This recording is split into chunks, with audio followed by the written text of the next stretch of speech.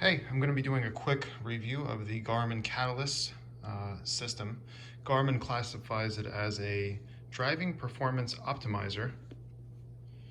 And this is the unit itself. It mounts with a mount that comes with the Garmin system. It's a very strong magnetic mount that also connects to power.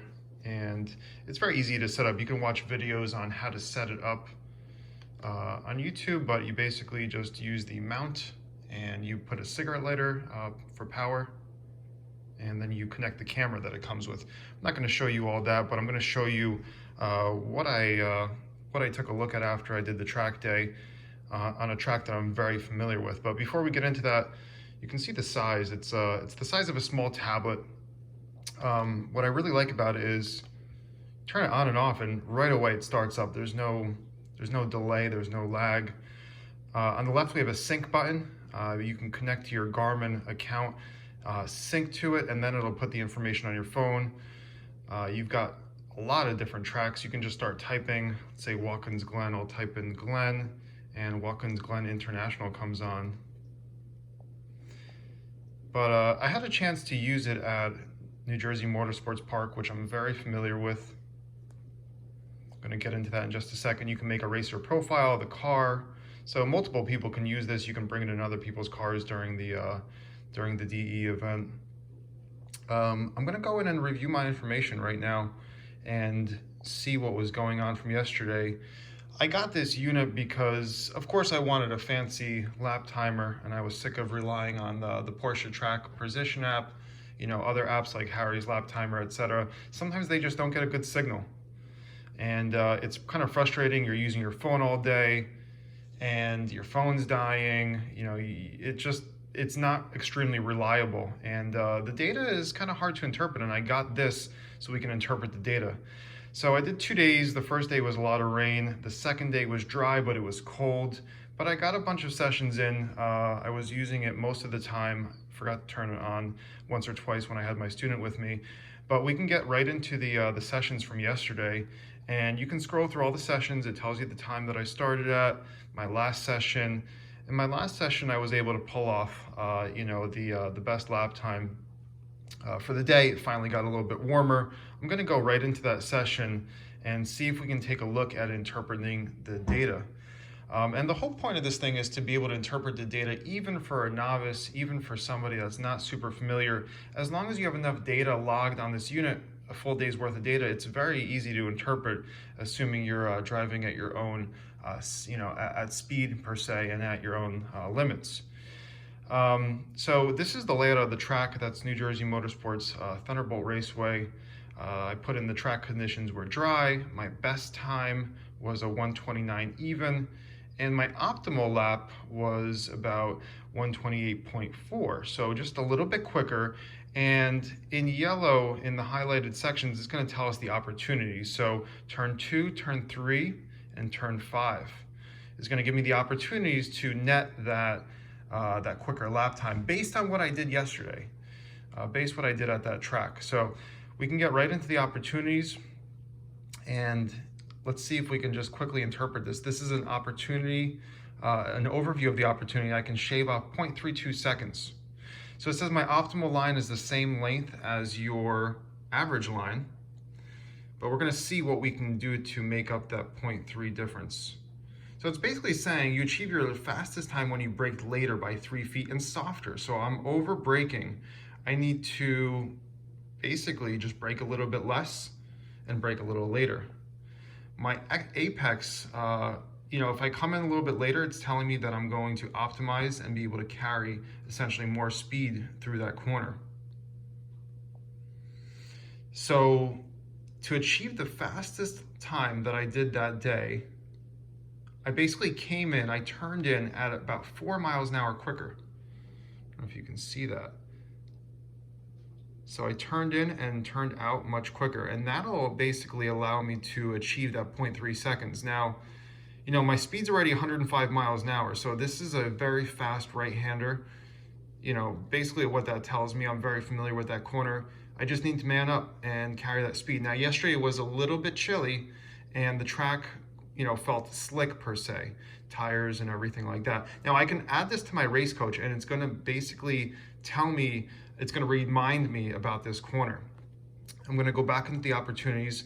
So that was turn, let's see, the overview. It tells me that was right over here. That was turn 3. I'm going to go into my next opportunity. It brings me to the highlighted section. That's actually turn 2.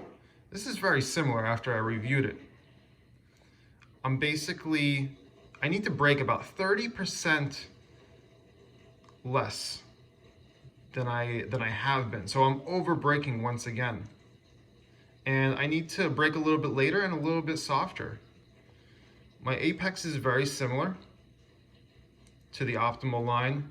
And the speed, I achieved my best time when I carried more speed through that corner, about 3 miles an hour quicker. So again, I'm basically over braking on turn 2 and turn 3. Those are my opportunities, and that's going to save me about 1/4 of a second. My third opportunity is on the left-hander. That's turn 1, 2, 3, 4, 5. So it's basically saying the optimal line is 10 feet shorter. So basically we're trying to minimize the turn distance. I'm gonna make the track smaller essentially. Let's see what it's telling me. You achieve your fastest time when you braked 3 feet earlier and 5% harder and just a little bit longer. So I think I need to tighten up my line and brake a little bit harder. My apex, I want to late apex it a little bit. Okay, I'm turning in too quickly. So what I'm going to do next time, I'm going to come into this corner, brake a little bit harder, a little bit deeper, and a little bit later of an apex. And I was able to achieve my fastest time when I turned in about 1 mile an hour quicker. Now that's very hard to decipher, but I can easily make note of that. So those are my 3 opportunities. Now that's just based on yesterday's driving. So I'm going to go back in. We went over opportunities, we went over laps. You can quickly scroll through and see what's going on. I achieved my best lap time right about there. So I'm very consistent, in terms of lap times. The first few laps, just warming up the tires and everything like that, going down, and tells me the gaps. Okay, so that's pretty easy. And of course the segments. So I can watch each segment of the track. It's gonna do turn by turn by turn and give me the optimal line. If I want to sit here and just take a look at, let's say, segment 3. This is my optimal lap, segment 3. The video quality is very, very good. It's got a little camera position in the center of the car, and it's going to allow me to watch that segment over and over and over again. And now this is my optimal lap, so I can rewatch this as many times as I want. That was by segments. If I want to do by laps, let's see, I can watch it this way. So if you take a look at this video, I can rewatch this segment 1 lap by lap by lap by lap to see what I did. And it'll even tell me my optimal lap, which was later. I'm coming in at 148 miles an hour down the straightaway. There was some water on the track. I had to readjust my line. But that's pretty interesting. So I can watch segment 2 over again. So turn by turn, you can see what you're doing. Let's say I want to stay on lap 8, but I want to move through the segments. That's what's beautiful about this video. It's able to break it down for you by turn by turn by turn. So it's really easy to decipher and compare and everything like that. Go back to home. That's what I love about this thing. I can turn it on and turn it off. It goes right back into it. It's really nice having this. This is the size, again, small tablet. It's easy to use. It's really quick loading. The battery held strong. I mean, it's connected to power while you're using it, so no problem. It's got all the tracks. When you're ready to drive, it just tells you, hey, your last track was Thunderbolt. You want to go on Thunderbolt? Sure. You can check the camera alignment, check your audio. I was using the wireless earbuds I found on Amazon for like 20 bucks. So you got the race coach, and it's basically telling you, you're entering the straightaway at about 110 miles an hour through the last corner of NJMP, and it's telling me go faster. So it's a little bit, it's a little bit crazy to listen to it, but you need to use your own judgment, obviously, when you're using this thing. As far as a coach, this thing is an awesome coach. It's easy to understand, even for a novice.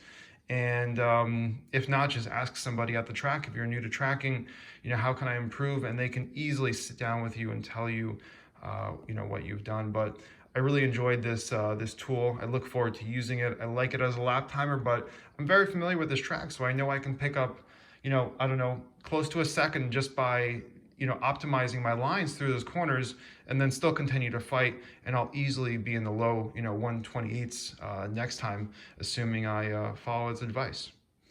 So good stuff on the Garmin Catalyst. I'm very happy with it. If you buy it now, I think until the end of the month of March, you get a $100 rebate. So keep that in mind. I think this tool is awesome.